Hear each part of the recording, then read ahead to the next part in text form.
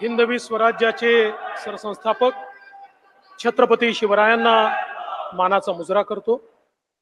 भारतीय राज्यघटनेचे शिल्पकार भारतरत्न डॉक्टर बाबासाहेब आंबेडकर यांना मानवंदना अर्पित करतो।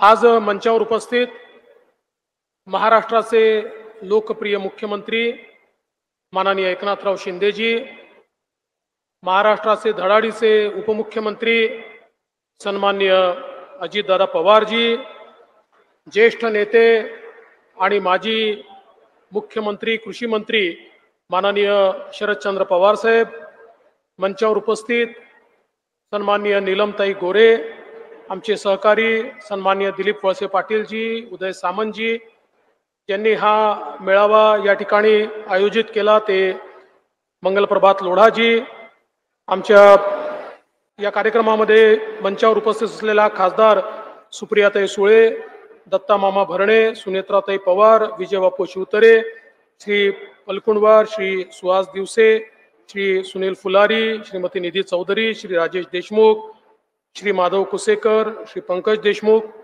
मंचावरील सर्व मान्यवर आणि उपस्थित सर्व भगिनी आणि बंधूंनो, नमो महारोजगार मेळावा हा उद्योगांना या ठिकाणी बोलवून तरुणाच्या हाताला काम देण्याचा एक उपक्रम आहे।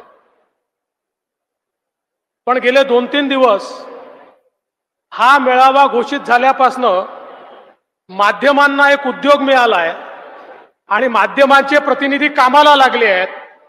त्यामुळे त्यांचे मी आभार मानतो की आमच्या या मेळाव्याला त्यांनी प्रचंड प्रसिद्धी गेल्या 2-3 दिवसात या ठिकाणी मिळवून दिली आणि हा मंच या गोष्टीचा साक्षीदार आहे की एखादं चांगलं काम जर करायचं असेल तर महाराष्ट्रामध्ये ही राजकीय संस्कृती आहे की आम्ही सगळे मिळून चांगली कामं करू शकतो आणि म्हणूनच आज हा महारोजगार मेळावा या ठिकाणी होतोय आणि निश्चितपणे 55,000 पद अधिसूचित या ठिकाणी करण्यात आली आहेत।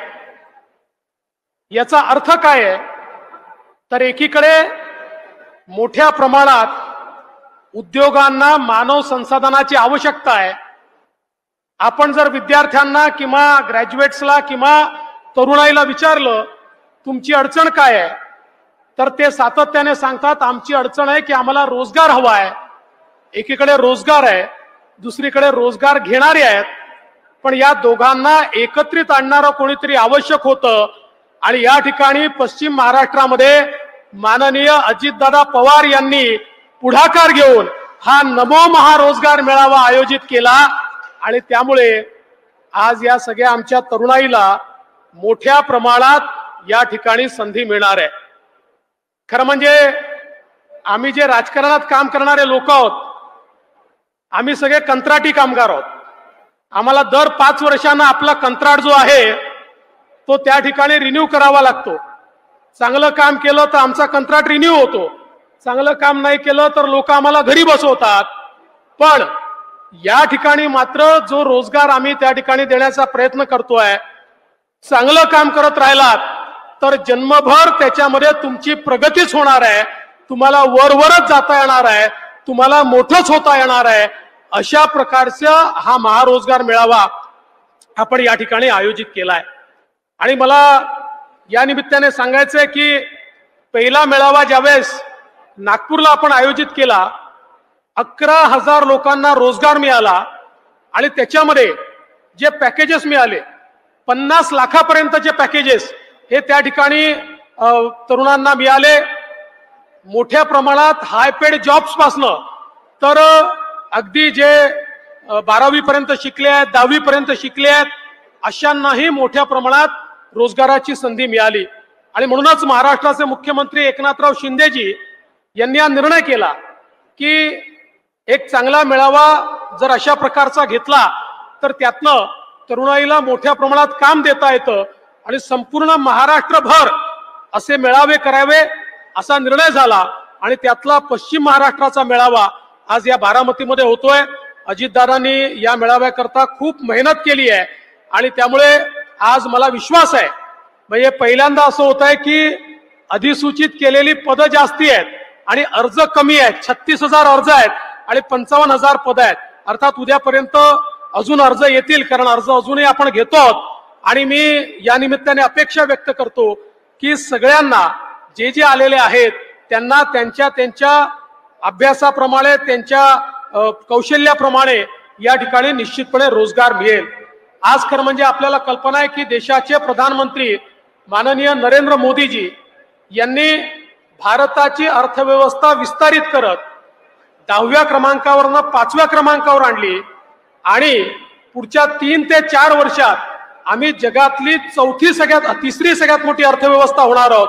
आणि जगातली तिसरी सगळ्यात मोठी अर्थव्यवस्था जर भारताला व्हायचं असेल तर त्याकरता प्रशिक्षित मानव संसाधन हे सगळ्यात महत्वाचं आहे. आणि म्हणूनच कौशल्य प्रशिक्षणाचं मोठं काम हे आपल्या सरकारने सुरू केलं आहे. कालच ज्यावेळेस अजितदारांनी आपला अर्थसंकल्प मांडला, त्या अर्थसंकल्पामध्ये महाराष्ट्रामध्ये 2000 प्रमोद महाजन कौशल्य विकास केंद्र हे उघडण्याचा निर्णय हा त्यांनी जाहीर केला. आणि त्या माध्यमातून तरुणाईंना प्रशिक्षणाच्या माध्यमातून रोजगार देण्याचं काम हे आपण निश्चितपणे मोठ्या प्रमाणात करणार आहोत. आणि त्याची सुरुवात या ठिकाणी झाली आहे, याचा मला अतिशय मनापासून आनंद आहे. आज या महारोजगार मेळाव्यासोबत अनेक चांगल्या इमारतींचं त्या ठिकाणी आपण उद्घाटन केलं. विशेषतः जो बारामतीचा बस स्टँड आहे हा एखाद्या एअरपोर्ट सारखा वाटावा अशा प्रकारचा बस स्टँड बारामतीला मिळालेला आहे. किंवा या ठिकाणी बारामतीमध्ये पोलीस स्टेशन असेल, पोलीस उपमुख्यालय असेल किंवा पोलिसांकरता क्वार्टर्स असतील, हे सरकारी बांधकाम आहे असं वाटतच नाही.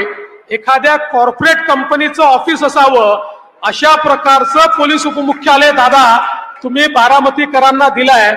आता 2 गोष्टी यातनं होतील. पहिले तर माझ्या मागे लोक आता लागतील की आम्हाला बारामतीलाच पोस्टिंग द्या, कारण एवढं चांगलं कार्यालय आणि एवढं चांगलं निवासस्थान हे केवळ बारामतीलाच उपलब्ध आहे. आणि निश्चितपणे एक गोष्ट या निमित्ताने मी दादा तुम्हाला विनंती करू इच्छितो, तुम्ही स्वतः लक्ष घालून इतक्या चांगल्या इमारती बांधल्या. मला तर आता मोह होतोय की आपल्या पोलीस विभागाच्या जेवढ्या इमारती आहेत त्याचं पीएमसी म्हणून तुम्हालाच नियुक्त करून टाकावं, म्हणजे सगळ्या इमारती चांगल्या होतील. अर्थात दादा मला हळूच हे म्हणू शकतात की पीएमसी का, खातच मला द्या, मी चांगल्या इमारती बांधतो, ते देणार नाही, ते माझ्याचकडे ठेवेल. पण तुमची मदत मात्र सगळ्या चांगल्या इमारती बांधण्याकरता निश्चितपणे घेईल. अतिशय सुंदर या इमारती या ठिकाणी झाल्या. मला असं वाटतं की बारामतीच्या वैभवामध्ये भर घालणाऱ्या आणि शेवटी सरकारी ऑफिसेस हे चांगले का असू नये, सरकारी ऑफिसेस हे चांगलेच असले पाहिजेत. कारण ज्या ठिकाणी जनता जाते त्या ठिकाणी ऑफिसेसही चांगले असले पाहिजेत आणि अधिकाऱ्यांमध्येही लोकाभिमुखता असली पाहिजे.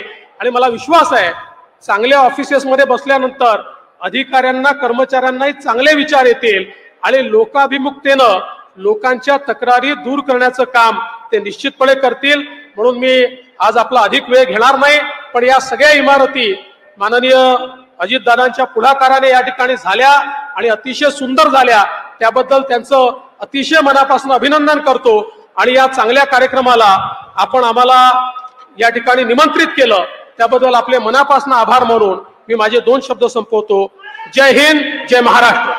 धन्यवाद माननीय फडणवीस साहेब.